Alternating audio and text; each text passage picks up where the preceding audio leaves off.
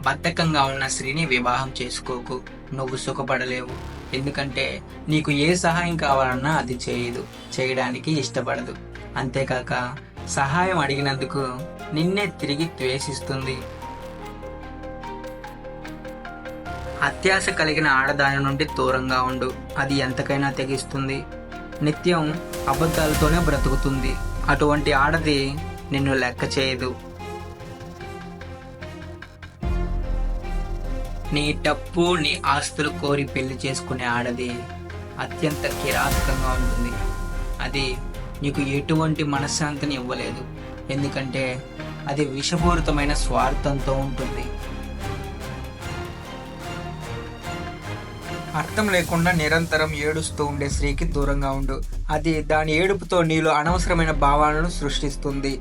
దానివల్ల నీ సమయం మరియు భవిష్యత్తు రెండు వృధా అవుతాయి. జీవితాంతం ఒకే పురుషుడికి సొంతం కావాలని బలమైన మనసు కలిగిన స్త్రీ ఉత్తమ గుణవంతురాలు.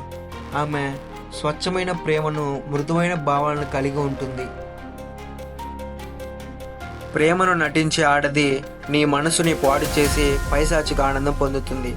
అది నీ జీవితాన్ని ఒక ఆటలా మార్చుకొని ఆడుకుంటుంది.